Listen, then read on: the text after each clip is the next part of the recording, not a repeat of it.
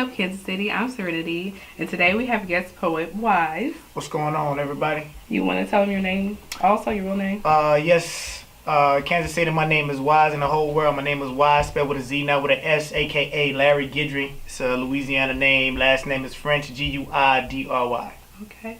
So, speaking of Louisiana, you have a background there. So, are you from there? You from Kansas City? Like, give us a little bit of information on that. Man, shout out to the 913. I was born here, KU Hospital, KCK, man. So until I was in the age of 6, I lived in Kansas City, Missouri. And then, my father was a preacher, so he had actually got an opportunity to minister out in Louisiana. And I'm from a small town called Carla, Louisiana. Shout out to the 337. And then from there, kind of moved around a little bit in Louisiana area and got my degree in New Orleans, Southern University of New Orleans. SUNO, you don't know where we at. Just my whole background got like a Midwest Southern twang to it. So, I got to give a shout out to both states. Okay. So, how did you get your start into doing performance poetry? Oh, man, you know what? First of all, before I even go anywhere, I got to thank God first, because without him, man, I couldn't do anything. God has blessed me with this gift. He's blessed me with this opportunity to be where I'm at right now, man. So, first of all, I got to give all honor and glory to God. But to answer your question, I only been performing, I can count the number of times. That's how many times I've been performing, 8 times. Yeah, I know you're fairly new to the Kansas City scene. Fairly new. A true story. When I was in New Orleans, my first poetry event, I met some people from KC. Yvonne Payne. Evian. I'm sorry, my bad. Okay. Evian Payne and Ronaldo Torres. And I just find it kind of ironic how God works, that I was only going to move to KC not too much longer after I met them and just started performing. But to answer your question, though, I only been performing, like I said, 8 times, and actually started writing in 2012. And true story.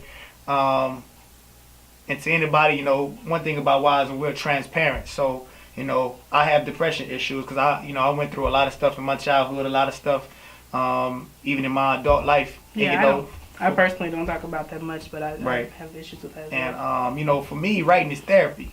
Instead of me paying somebody $300 an hour to tell me something that I already know, right. You know what I'm saying? I just write about it, and I put it in a sophisticated way to where people can understand what I'm talking about and, make it relevant to them. So 2012, I started writing, and my wife now, shout out to my #1 fan, Marshall Campbell Guidry. I like you guys' relationship from what I've seen on Facebook. It's cute. Yeah. Shout out to her, my #1 fan. At the time, I was just writing for leisure. I was just writing just because to get stuff off of my mind. And, it's funny how God can take you to rock bottom. There's a saying that I follow, is that sometimes to get to heaven, God got to drag you through hell sometimes for you to be appreciated. You know what I mean? So true. And so when I started writing, I was at a low state in my life, rock bottom. And I just started writing. And, my fiance back then, which is my wife now, she was like, man, you can actually make something out of this. Your testimony can help somebody else. So for me, writing is therapy. That's basically how I got into actually performing my poetry. When I started out doing poetry, I actually been writing off and on since I was young. So to actually take it to the stage was totally different. And I actually had someone who was a poet, and they heard some of them, and they was like, oh, yeah, Right. And so that's definitely true. Right. And so would you say that would be your purpose in life, is to share your words? My purpose in life, I feel as though, anything that I do is highly inspired by Christ. So any of my stuff, if I do use derogatory words, it's to prove a point. It's not to put somebody in an uncomfortable position or belittle somebody. I use words and that might just be how you talk. That's just how I talk. I agree. Like I use in one of the lines that I use, I also do music too. So one of the lines I use is bad bitch, but I use it in a context to where to let people know that bad bitch is not females, you're not bad bitches. Speaking of, have you heard that song by Lupe Fiasco? Yeah. Actually, I wrote with me doing music, I did a song called Audience. And it's basically talking about that everybody, from regardless of your skin color, from your financial status, or wherever you come from, everybody share the same common problems, and everybody needs to have a back everybody needs to have somebody to have their back. Right. And so that's another thing I do is music too. Okay. So, do you have your music online? Like, how would somebody listen to it? It's actually in the making right now. I'm coming out with my first album. Oh, okay. And it's basically it's a little bit about the mixtape. And it's a work in progress to say. I have 3 songs out as we speak. Benediction, which talks about my life and people that have basically put me down, and I kind of rose above that. And then audience, like I was saying before, talking about speaking to the mom who has a fake page on Twitter to show to raise her self-esteem, to show off her body. Then talking about the young man who's being bullied, and I just speak for the people that don't have a voice. I think that's why God blessed me with this talent, and I think all poets, anytime that you have an art to speak, to rhyme, to basically be able to relate to people with words, you have a voice. That's definitely true. I think a lot of poets don't understand that. So who would you say inspires you as far as either writing or performance-wise when it comes to poetry? You know what? I have a degree in history, and my minor is in English. And my professor at the time, when I was at SUNO, Southern University at New Orleans, I had to do a lecture on Nathaniel Hawthorne, which was the Scarlet Letter, and the way he kind of inspired me to write. His sophistication, his storytelling. That kind of started me to write. And then so I'm a type of person, like, I don't follow the drum to everybody goes. I kind of do my own thing and try to create something new. I'm a revolutionary. Okay. I'm a pioneer, not a parody. So I try to another person that inspired me to write was of course the Harlem Renaissance writers like Alec Baldwin. Another person, and Langston Hughes. Another person was a guy named William Carlos Williams. And for those who like literature and like trying to work on your writing, go to look up William Carlos Williams. His first one of his most famous poems was The Wheelbarrow. And actually, what's so unique about that poem is when you look at the poem on paper, it's actually shaped like a wheelbarrow. Yeah, that's basically making poetry into imagery. Yes, I know some people who do that. And it's cool, he really inspired me. Another reason why to write, because he was his poetry back then was uncommon, because he didn't talk about, roses are red, violets are blue. Right. He talked more about the less abstract stuff that people deal with on a day-to-day basis. Music-wise, Lupe Fiasco. If you're watching this, man, shout out, man. I love Lupe Fiasco, man, and the whole conscious scene. I like Lupe too, but he kind of lost me a little bit with the President College. Really? Yeah.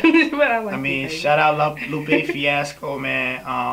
He kind of really his storytelling and his lyricism is so in depth. Yes, it's to the point, like, if you listen to it even without music, it's kind of like poetry. Yeah, but he's one of those people that hasn't. I think he hasn't blown up mainstream mainly because he's very radical on some stuff he says, and a lot of people don't want that out there. They want him to be quiet. Right. Most definitely. But he kind of inspired me. That's who I basically listen to. Also, you can't forget one of the greatest MCs to this day, and also singers, was Lauryn Hill. Oh yes, yes. The Miseducation of Lauryn Hill was one of the greatest albums ever come out. And so, I listen with music, I just to put it on in reference, put things in perspective, I hate when people call me a rapper. And this is why. Okay. Because anybody that can put words together on a piece of paper and talk about, how much material things they can get, you can express that in any way you can. Anybody can do that. But as an artist, I can be sophisticated enough to where I can paint a picture to what you hear and you can visually see it in your mind. So I would prefer basically to be more of an artist just than a rapper, because I create things that people actually they can relate to. Oh, and you just say you'd be more of a poet. Yeah, I mean, yeah. I would say for both genres, for poetry and for music, I would say more of an artist. And this is just me personally and my own artistic mindset, because poets are artists. Yeah, and I have discussions with people about poetry, and I guess you could say I kind of have made myself a poet advocate kind of thing. Yeah. I think a lot of people don't respect the art, but a lot of people forget that the original basis of some music is poetry. There's poets who wrote songs. I write songs, even myself. I'm trying to get to the point where I've worked with. I can't sing though, so right. So I'm doing more of the writing of songs, rap, rhythm, and poetry. A lot of people don't understand the basis of other art forms. Music wise comes from poetry, so I feel like there's not enough respect there. I think people just like poet. Oh, you just roses and red violets. No, there's And that's why I say when you call me a rapper, you basically saying that you're taking the artistry word from the significance of where rap actually came from, which was the depth of rap, which I think it's missing rhythm a lot and poetry nowadays. Yeah. And I hope one day, man, I hope the hip hop genre for today, I hope it can go back to what it was. And I hope one day, my dream is as an artist in both hip hop and poetry is to merge the two, to make poetry mainstream, and so people can better understand what poetry is. Because like you said, there's a misconception about what poetry is. Roses are red, violets are blue. But, poetry is much deeper than that. Much deeper and like you than said, that. some people use it for therapy. Some people actually, they determine this is what they do for a living, is write poetry. And I mean, you can also take it into writing books and things of that nature. Most definitely. But yeah, so, I started doing, poetry and just performed at my first biggest venue, which was the Gym Theater. Yes. Shout out to Terrence Williams, man, and the whole Wize organization, Kansas City, Missouri.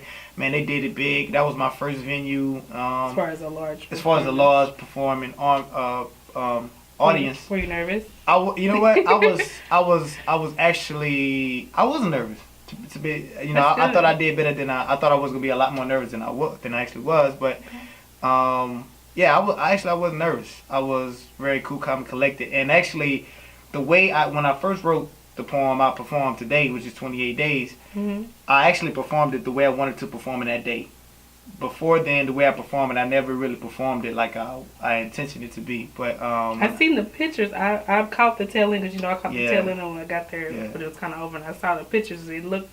You had your white suit on, the men behind you. What was with the men behind you? Well, the thing was with that, when I wrote 28 days, I was in the process of shooting a video for it, and so I wanted to give the audience a modern day Malcolm X, a modern day Martin Luther King. That is what it looked and so like. that was my whole perspective on, you see the brother with the bow tie and the white suit. That's exactly I had Jordan on. That's what I was thinking actually when I saw it. Right. So that was the whole perspective. And so when I performed it, I preached it, and because I think you read it, right?